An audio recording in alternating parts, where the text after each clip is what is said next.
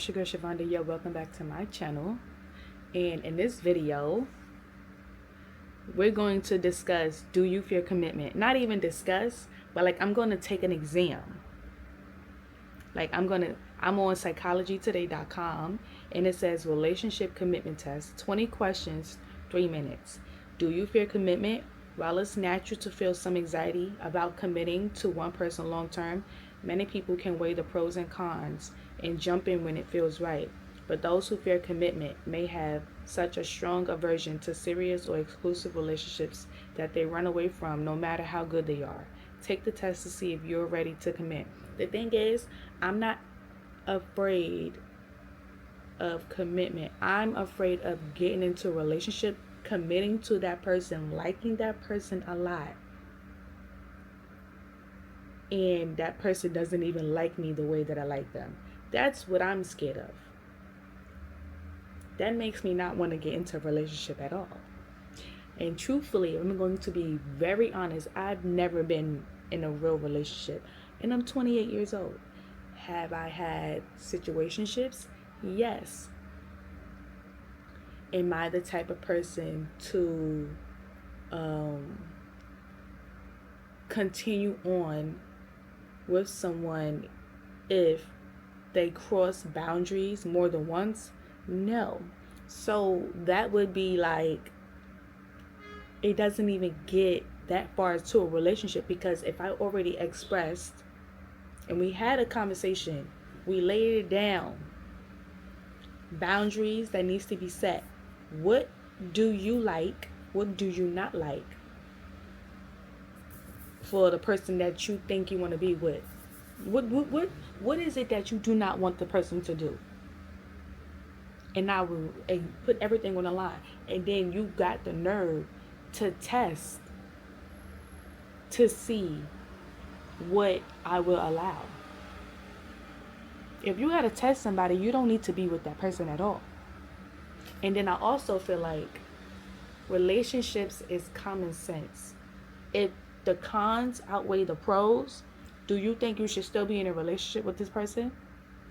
If you've been with this person for 6 years, in them 6 years, they have did you crazy, but you trying to stick it out because you eventually think they would change. You've been with this person for 6 years. If they wanted to change, they would have changed. I also do not want to be the person that another person settles for. If I am not your type, it is okay. And honestly, I'm going to be very honest with you. I always shoot my shot. If I think somebody is cute, I think you're cute. Sometimes I just think you're cute. I would tell you. That does not mean I want to be with you. Or sometimes I would think you're cute and shoot my shot to see if the energy is reciprocated. And honestly, I get rejected a lot, and that is okay. Some people like you, some people don't think you cute, and that is okay.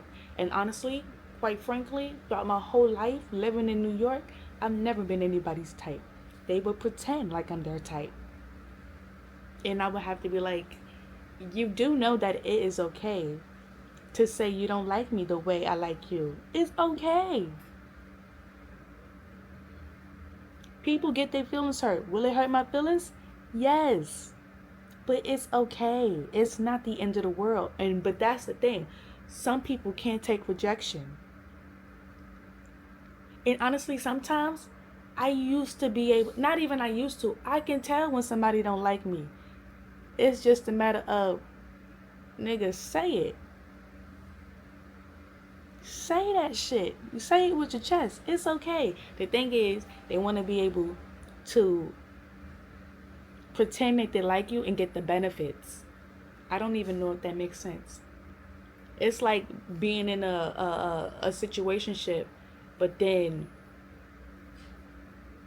like you don't want to go further than the situationship, but you trying to make somebody or trying to do boyfriend things when you don't want to put a title to it. But yeah, all my life I've been getting rejected by people left and right. I mean, well, I can't say by left to right because I've had some situationships, but then it's like now that I'm looking back on it, I'm like, did that person even really like me?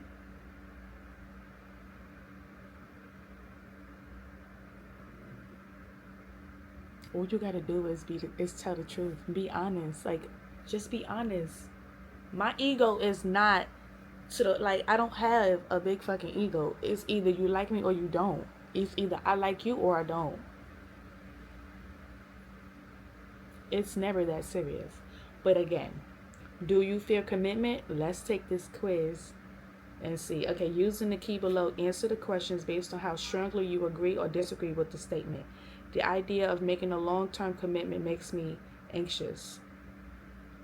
I'm going to say yeah because I've never been in a long-term commitment. I don't know what it feels like.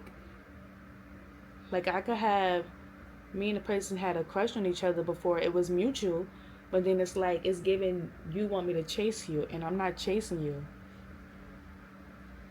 So, but then it's also been a situation where it felt like the right person but the wrong time. But it's like how many times you're gonna go through that? Then clearly you're not the right person. So yeah, anxious. That was the first question. The second question is I tend to avoid discussions related to settling down. Disagree. I always talking about wanting to settle down, but like in this economy right now at the moment, mm-mm. 3, I am the happiest in a long-term committed relationship.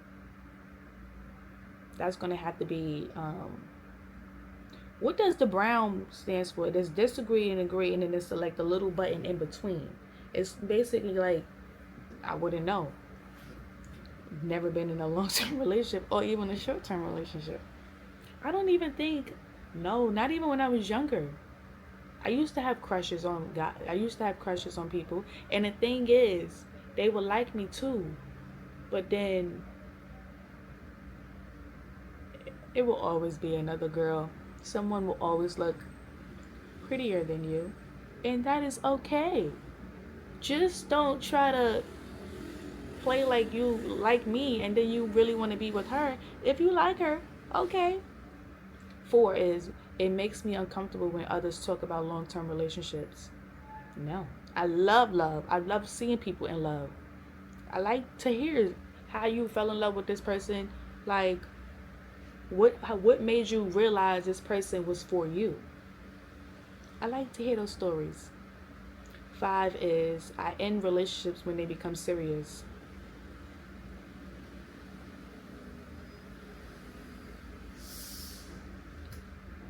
It's like, why am I even answering this question when I've never been in a fucking relationship? But it's like, it's coming from somewhere. All the relationships I've seen people go through, my family members, maybe I am scared of commitment because what if I really get into, but it's like, you know what? I'm going to shut up and answer these questions first. Okay, 6 is I am able to reveal my vulnerabilities. Yeah. 7 is no. The thing is about vulnerabilities. It's like when you're being vulnerable with somebody and telling somebody something that happened to you. Sometimes they take that shit, turn it around, and use it against you. Like that definitely happened to me before. And I'm like, but if I was to go deep down and get crazy and say something about your trauma or something that happened to you when you trauma, I would be crazy, right? My mouth is very smart and I gets very nasty when I say certain things. So it's like, do you know? Let's stray away from that. Because once I say something, there's no coming back.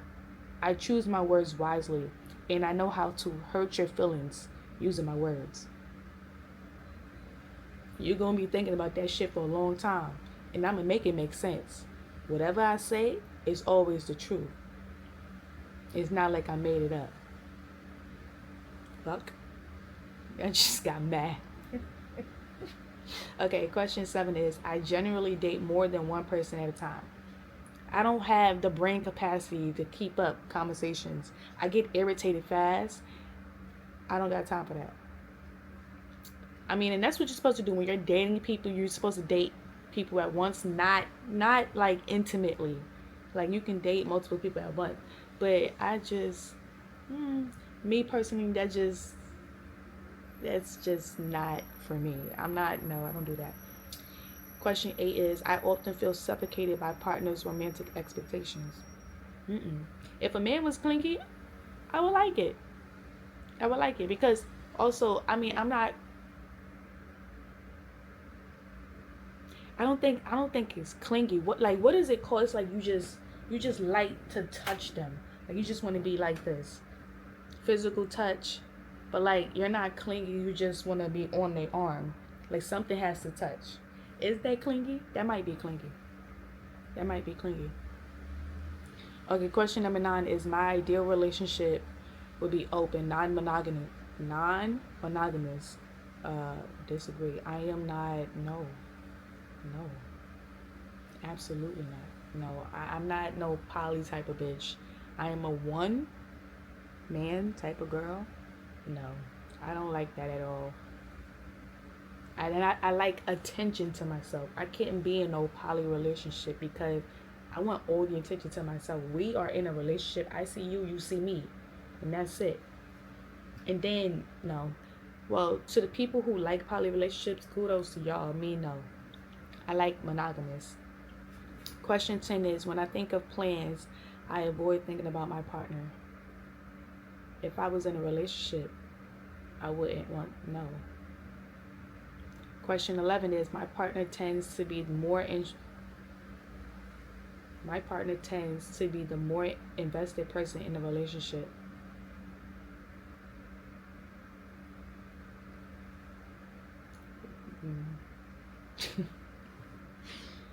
I love the security. This is question 12. I love the security that comes with a committed relationship. Yeah. It's like you be in a committed relationship knowing that this partner is for you, you're for your partner. You only see each other and you only want each other. Y'all wouldn't do anything to hurt each other. So I would love the security is in knowing that you're safe with that person at any given moment. Anything goes down, you know you're safe. My nose itch. Question 13. I am able to express my true feelings. I don't never stop nobody. Well, nobody. How the hell was I about to say that? And make it make sense? I always express how I feel. Well, every single time I had like a little situation, I always expressed how I felt. So it wasn't, nothing was a surprise.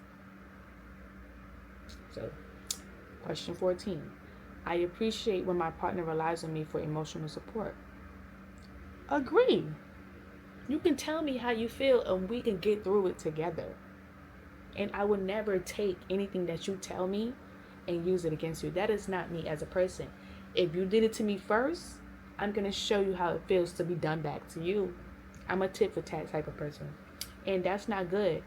But also, why do I always have to be the bigger person and let shit go? No, I've been the bigger person my whole fucking life in certain situations. It's not fair. Question 15 is, it's fine to keep secrets from my partner. Disagree. Never keep a secret from your partner. The thing is, if you keep a secret, no. I don't know. Relationships last longer if you be honest about shit. And I don't mean like, oh, you cheated. I was honest and I told you. Okay, cool. Now I can remove myself from the situation. People like to keep secrets and keep things to people because they don't want to, what is it? They want to dictate how you react to certain things. Like, I know if I told you the truth, you would react. And I'm supposed to react that way. What?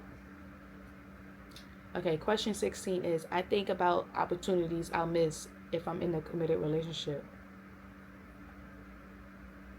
That just sounds like you don't want to get into a relationship because what if somebody comes available and you want to be with them? That's what that should sound like to me. Disagree. The fuck. Question 17 is, I avoid relationships where a partner overly relies on me emotionally.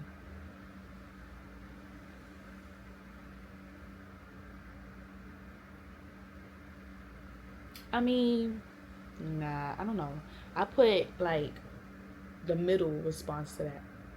That's like unsure. Question 18 is, I worry that it could be a mistake to commit. I mean, a mistake to commit to the wrong person, but I don't know. I feel like people pretend, people pretend to be what you want in order to get things out of you. But it's like you wouldn't know. Sometimes people can pretend for 3 months to like you, and then that next month shit just changed, and it's like you can't even be like it's a mistake to have been with that person if you don't know how they behave. Like if they pretending to be with you, pretending to like you in order to get certain things from you. I worry that it could be a mistake to commit. Disagree. And it's like, who the hell wants to go through life going in and out of relationships until they find the one that they want to be with? Like, that's life, and that's how shit goes, probably, like, usually. But why the hell would I want to be with, I gotta be with, what, 5 different people to realize that's not my person, and then what, the sixth person that I've been in a relationship is my person? Why can't they just come, the first person that I ever looked at and fell in love with, be the only person for me? Like, I be envying some people that go through, like, been together since high school or middle school, and they knew that they only just wanted to be with each other. I envy those people. Like, they don't gotta go through 3 people, 4 people, 5 people to find the person. I envy those people. I do. Okay, question 19 is, if I'm dating someone, I prefer not to meet their family. Disagree. You gotta know how the family is, who be lying the most, like body language. You gotta know how the energy is when you walk in there, how the energy is when you leave the room, if they're gonna be talking about you. You gotta meet the family. Because you'll be with somebody for 6 years, find out that person was cheating, and find out that the family was keeping the secret that they was cheating. You gotta meet the family. Okay, question 20 is, it's fine to date a person for a while without ever discussing the relationship status. Disagree. What the fuck? Ooh, it says 13 out of 100. No fear of commitment. Oh, wow. Okay. What do the scores mean? 0 to 18 is no fear of commitment. 19 to 36, little fear of commitment. 37 to 63, in the middle. 64 to 81, some fear of commitment. 82 to 100, high fear of commitment. Ooh, I want to take another test. We at 17 minutes. Okay, that's good. And then it goes, I'm going to read it. It says, you have no difficulty with commitment. Being exclusively committed to a partner is second nature for you. You are not afraid of long-term relationships or marriage. So you can approach a partner with love, honesty, and trust. You are open to emotional vulnerability and intimacy. See where you fall on this commitment scale. 1. What to know. Some people who fear commitment in long-term relationships may have suffered deep heartbreak or other negative experiences in a previous relationship. I think I've never I don't want to say never. Like, it's like never say never. But I haven't experienced heartbreak to the point like that, like in a relationship. And the thing is with me is my personality is I go through life not giving a fuck about what people say about me or what people talk about. Like, I don't be giving a fuck. And my thing is, I've mastered detachment. I can detach from you in a quick. I could so quick. I can detach from anybody if I feel like. And the thing is also, I don't know if it's overthinking or if it's looking too deep into what people are saying. Like, I always, if somebody says something, like it could be a joke, but then I'll be like, but what made you think of that joke specifically to say to me, like at this moment? Like, I look too deep into body language. That's why I feel like truthfully, I don't want to really be in a relationship because I think I would just be overly judging, not overly judging, or overthinking the responses people give. Like, we have a conversation and I don't even know if I'm explaining it correctly, but it's like I'm overly, I'm trying to think of the word. I had it on the tip of my tongue, but I lost it. Um, I don't know. Is it overthinking or just looking too deep into what somebody is saying? Like, that's just been me. How I always been. I've always been able, like I said in my previous, not the previous vlog, but the vlog where I asked, what was it, 25 questions, and I had said since I was young, I've always been able to read the room and see how people feel about me from when I was younger. So it's always like, do you really mean that? Do you really mean what you said? I don't believe you. It's like it takes a while for me to believe what somebody is saying. Like trust issues, but then also I be feeling like you lying a little bit. What you lying about? Like I don't know. I gotta break out of that because that's gonna probably gonna find the right person, and then I'm gonna have those thoughts and I'm gonna push that person away. So I need to get over that. But then that also keeps me on my toes. It's like anxiety. It's like when you go out somewhere, you always wondering where the exit is because what if something happened? You not really having fun because you overly like, all right, I need to make sure this exit, this exit, this exit, this. That's how it feels in a relationship. And I guess the only way to soothe myself from that is reassurance. But then it's like a lot of people don't like to keep reassuring the person that they're in a relationship with. But that's a love language of mine, and I feel like what is it? What did I say? It was quality time, physical touch, words of affirmation, and what's that? I just said reassurance. But then it's like, I mean, what is that? What is that? Gifts? Hold on, because I forgot what the other forgot what the other love language was. Five love languages. Let me see. I'm gonna do a love language test too. Let me see. Wait, no.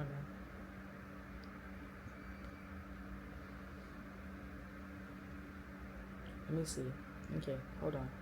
Words. Okay, y'all, I'm back. So I left off talking about the 5 love languages, right?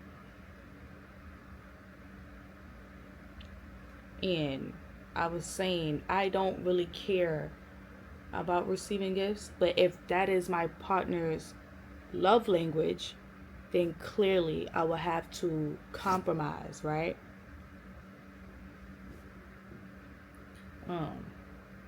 But I'm gonna take a love language test because my love language probably could have changed. But I mean, I'm pretty sure it didn't. I'm definitely sure it did not because physical touch.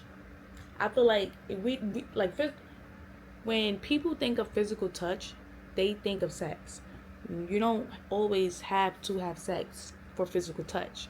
If you feel like you have to do that, I fear you have you're a sex addict. That's what I think.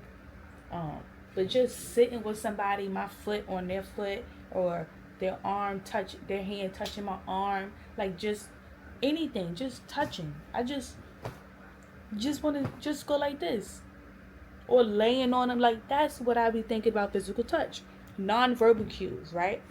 So it says how to speak your partner's love language. Which love language? So again, words of affirmation is the first one. How to communicate. Encourage, affirm, appreciate, listen actively. And then is actions to take. Send an unexpected note, text, or card. And then things to avoid. Not recognizing or appreciating effort.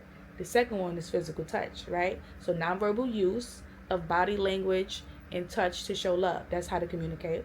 And then actions to take, hugs, kisses, cuddling, things to avoid, physical neglect or abuse.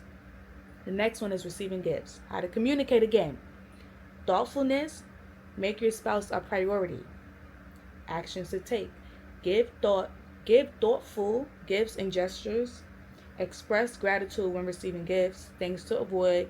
unenthusiastic, gift receiving, forgetting special occasions. You forget my birthday?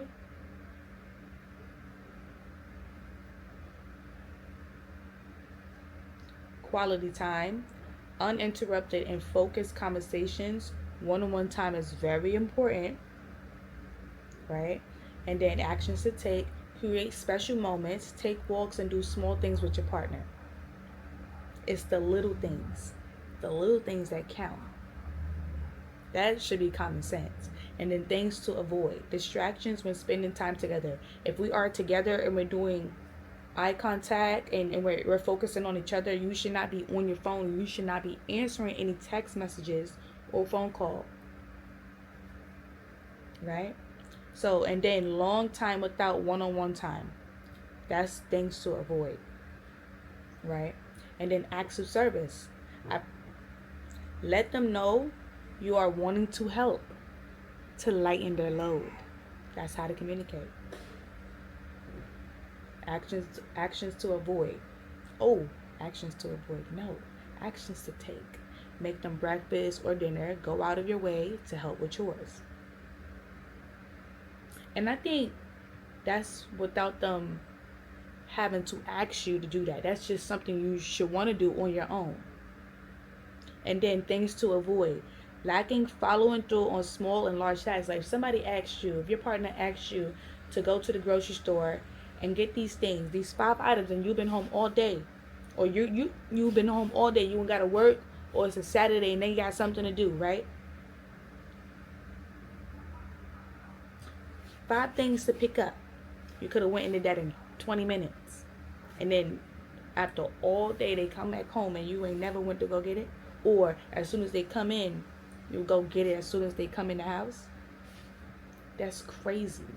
But yeah, I'm going to take a test on the love languages. And then I'm going to take a quiz on emotional intelligence. I would like to think I have emotional intelligence, but not emotional intelligence, emotional availability test.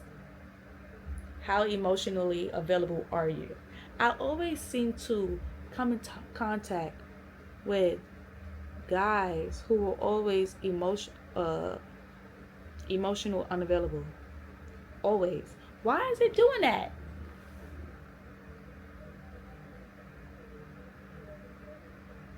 Cameron's pissing me off. But I always seem to come in contact with those type of people. Those type of men. And that says a lot. That's a pattern. I need to look into that.